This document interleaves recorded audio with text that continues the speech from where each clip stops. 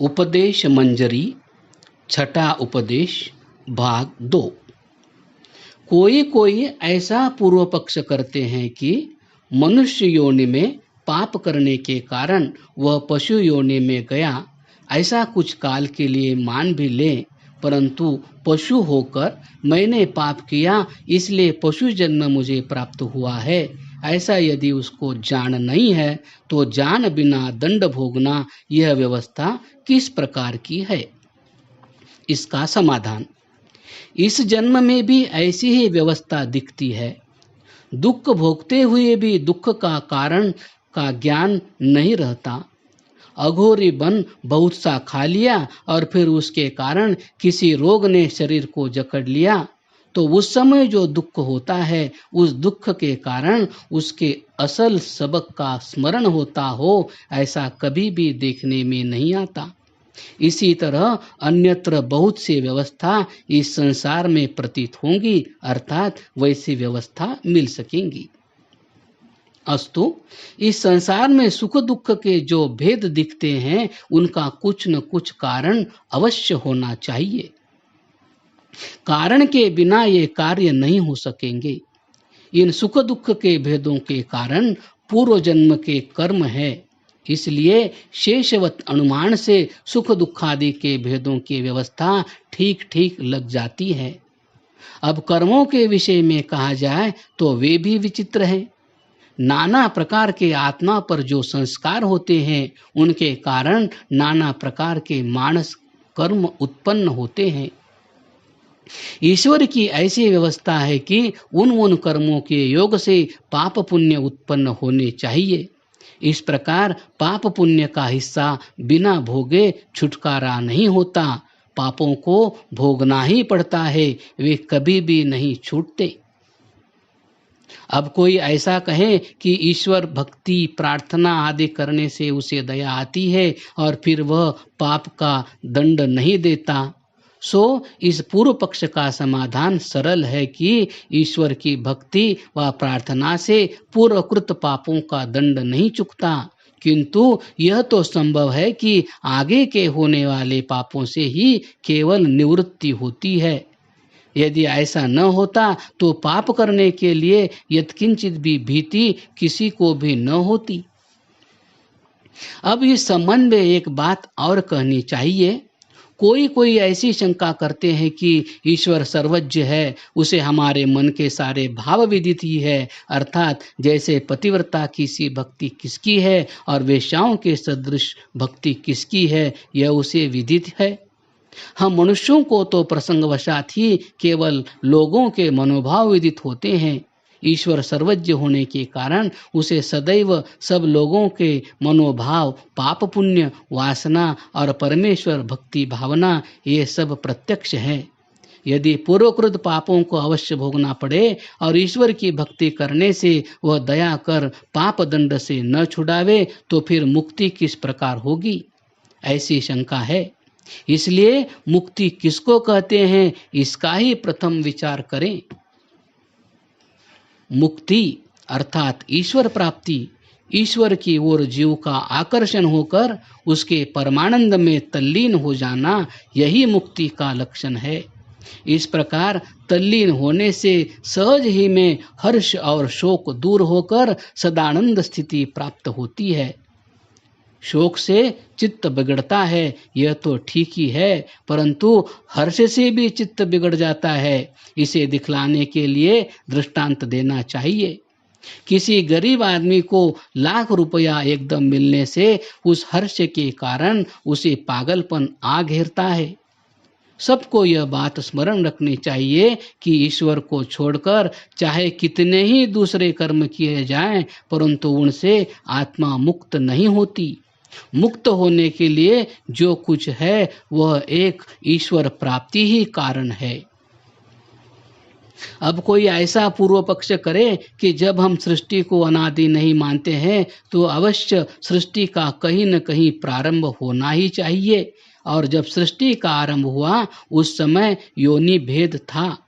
यदि ऐसा कहा जाए तो ईश्वर अन्यायी ठहरेगा, क्योंकि कुछ आत्मा पशु आदिकों की नीच योनि में जाए और कुछ एक मनुष्य की योनि में जाए, यह कैसे?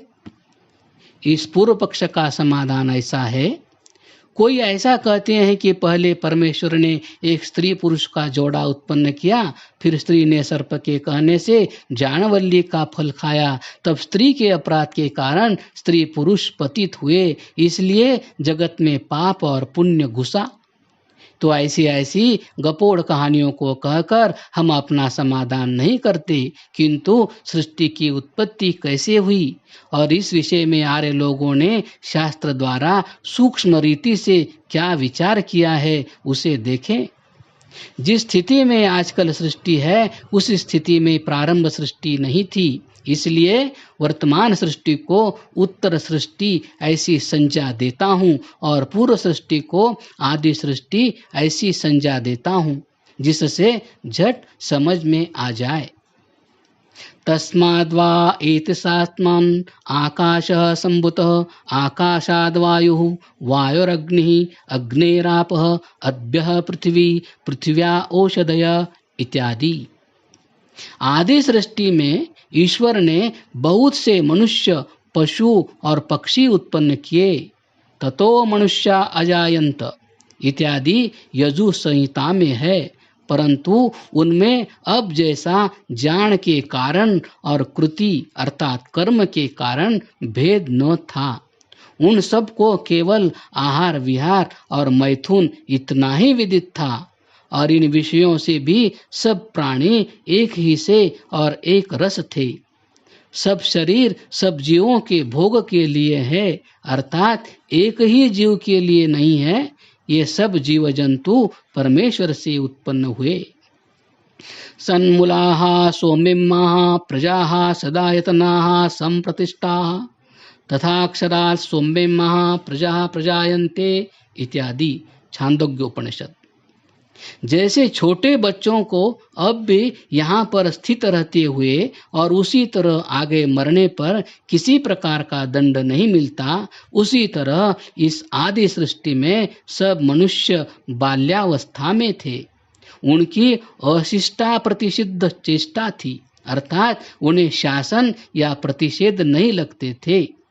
नेत्रों से अपना काम करें अर्थात रूप को देखें, श्रोत्रों से अपना काम करें अर्थात शब्द सुने, पांव से अपना काम करें अर्थात इधर उधर फिरे, बस इससे और विशेष व्यापार आदि सृष्टि में नहीं था। ऐसी व्यवस्था आदि सृष्टि में 5 वर्ष चलती रही, फिर परमात्मा ने मनुष्यों को वेद ज्ञान दिया। ओम खम ब्रह्म याथा तत्वस्थान वेदता शाश्वतीभ्यः समाभ्यः यजुर्वेद संहिता। अब वेद ज्ञान से पाप पुण्य का ज्ञान हुआ और वैसा वैसा आचरण भेद होता गया। फिर प्रत्यक्ष ही है कि पाप पुण्य की व्यवस्था के अनुसार सहज ही कार्य उत्पन्न होने लगे। मनुष्य पाप के कारण पशु जन्म को गए और पाप छूटने पर फिर भी मनुष्य जन्म में आए। आदि सृष्टि में पशुओं को एक दफे मनुष्य जन्म प्राप्त हुआ, फिर तो आचार भेद अनुकूल पाप पुण्यानुसार वे भी जन्मांतर के चक्कर में आ फंसे।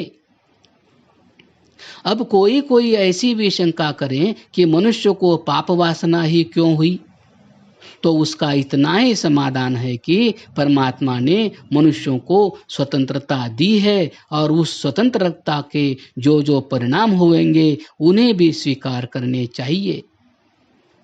सुख से सब समान होने पर भी यदि स्वतंत्रता नहीं है तो वह स्थिति दुख मिश्रित स्वतंत्रता होकर अति दुख सह होती है, तब पाप वासना होती है। यह अपने स्वतंत्रता का विकार है, इसके लिए ईश्वर पर दोष नहीं लगा सकते।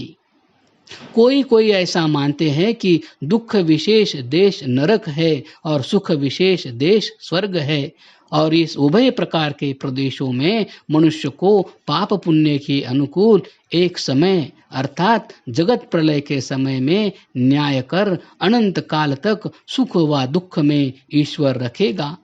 ऐसा प्रतिपादन करने से ईश्वर अन्यायी ठहरेगा।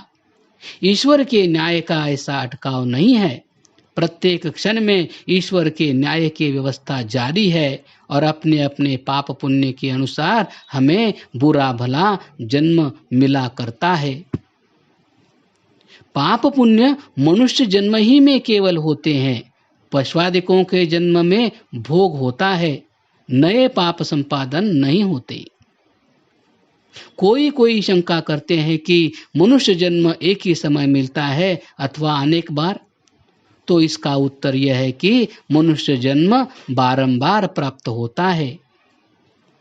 अब पहले कह ही चुके हैं कि मृत्यु अर्थात जीव का और शरीर का वियोग होना है, तो वह कैसे आती है? इस विषय में कोई कहते हैं कि गरुड़ पुराण में कहे अनुसार मनुष्य का प्राणहरण करने के लिए यमदूत आते हैं। इन यमदूतों के मुख दरवाजे इतने बड़े होते हैं और शरीर पर्वत के सदृश होते हैं। यह वर्णन सर्वथैव अतिशयोक्ति का है। निरुक्त में अंतरिक्ष कांड है, उसमें वायु के यमराज धर्मराज ये नाम दिए हैं। यमो वैवस्वतो देवो यस्तवैव हृदि स्थितः। इससे जीव यम की ओर जाता है अर्थात वायु में। वायु के द्वारा अन्य योनि के बीच उसका प्रवेश होता है, ऐसा समझना चाहिए। मरने पर जीव वायु में मिलता है। ऐसे ऐसे हमारे उपदेश से अज्ञानी लोगों की हानि होगी, विद्वानों की क्या हानि हो सकती है? अर्थात विद्वानों की कुछ भी हानि नहीं है। हाँ, अवश्य धूर्तों की हानि हो तो हम निरुपाय हैं। कोई ऐसा भी कहते हैं कि जीव अर्थात प्राण ले परंतु जीविका न ले। हमारे भाषण से व लेख से गरुड़ पुराण आदि ग्रंथों के विषय में लोगों की अश्रद्धा उत्पन्न होने से सहज ही कट्टहाओं की जीविका डूबेगी, तो उसमें हमें पाप लगेगा। सो भाई, हमें इसका भय नहीं है। कारण राजा दुष्ट लोगों को दंड देता है, उससे उसे पाप नहीं लगता। उसी तरह हमारे वचनों से दुष्टों की जीविका डूबेगी, तो उसमें हमें पाप किस बात का लगेगा? ब्राह्मणों को अर्थात विद्वान आर्यों को अध्यापन याजन करने का अधिकार है। उन्हें मतलब सिंधु साधने के लिए कट्टहापन का धंधा करना व जन्म पत्रिका बनाना या आप ही शनि बन लोगों को लग जाना और दुष्टोपायों से उपजीविका करना अत्यंत अनुचित है, क्योंकि ये सब पाप आजकल के उन ब्राह्मणों के सिर चढ़ते हैं। जरा विचार तो करो कि कहीं भी सारे महाभारत भर में एक स्थान पर भी जन्म पत्रिका का वर्णन आया है? कहीं भी नहीं। इससे सिद्ध हुआ कि फलित ज्योतिष की जड़ कहीं भी आर्य विद्या में नहीं है, यह स्पष्ट है। मृत्यु समय में यमदूत जीव को ले जाता है, इससे यह आशय समझे कि वायु जीव का हरण करता है। अस्तु वायु मनुष्य का हरण करता है और फिर आगे पुनर्जन्म प्राप्त होता है। इस प्रकार ईश्वर नियम के व्यवस्था से यह सब सहज ही में बन जाता है। इसमें वैतरणी नदी और गोपुच्छादि सदृश पाखंड मत को अवकाश कहाँ से हो सकता है? अर्थात इन सारे प्रलापों का आधार वेद आदि सत्शास्त्रों में कहीं भी नहीं है। 84 लाख योनियां है अथवा न्यूनाधिक है, इन गपूड़ कथाओं का वर्णन करने की भी कोई आवश्यकता नहीं है। जगत में कितनी योनियां हैं, इसका शोध लगा गिनकर हमारे शास्त्री लोग बतावे। विद्वांसो ही देवाः शतम ये मनुष्याणामानंदः स एको मनुष्य गंधर्वाणामानंदः श्रोत्रियस्य चाका महतस्ति इत्यादि तैत्तरीय उपनिषद। पाप से छुटकारा नहीं मिल सकता, यह हमारा मत है, तो फिर पश्चाताप का कुछ भी लाभ नहीं है क्या? इसका उत्तर यह है कि पश्चाताप से पाप क्षय नहीं होता, परंतु आगे पाप करना बंद हो सकता है। कृत्वा पापम ही संतप्य तस्मात् पापात् प्रमुच्यते नैवं कुर्यां पुनरिति निवृत्त्या पूयते तु सः।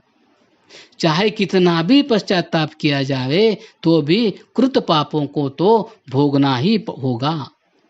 इसका दृष्टांत, जैसे कोई कुएं में गिरा और उसके हाथ पांव जो टूटे सो तो टूट ही चुके, वो तो कुछ भी किए नहीं छूट सकता। हाँ, आगे के लिए कुएं में न गिरेगा, इतना ही केवल होगा।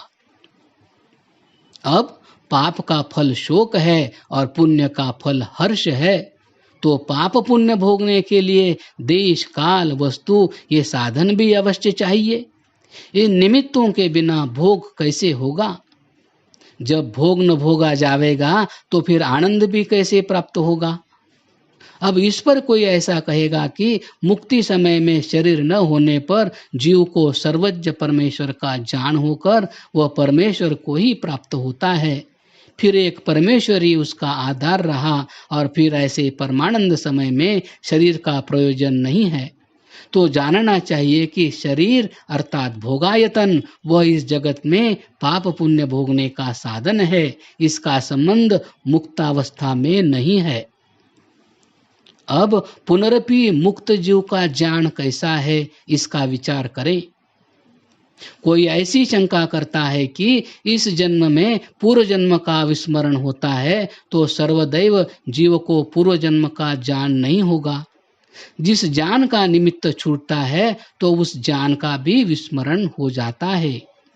युगपद ज्ञानानुत्पत्तिर्मनसो लिंगम, गौतम सूत्र। ये सब आपत्तियां अमुक्त आत्मा को लगती है, परंतु धनंजय वायु का जिसे ज्ञान हुआ है और जिसका आत्मा उसमें संचार कर सकता है और जिनके आत्मा से पूर्व जन्म संस्कार निकल चुके हैं वह, और जिसके आत्मा में शांति उत्पन्न हुई है, जिसके आत्मा को अत्यंत पवित्रता स्थिरता जानोत्पत्ति की पहचान हो चुकी है और जिसकी दृष्टि को और मनोवृत्ति को ज्ञान सुख के बिना अन्य सुख विदित नहीं है, ऐसे योगी को परमानंद प्राप्ति होती है। ऐसे मुक्त पुरुषों को देश काल वस्तु परिच्छेद का युगपत ज्ञान होता है।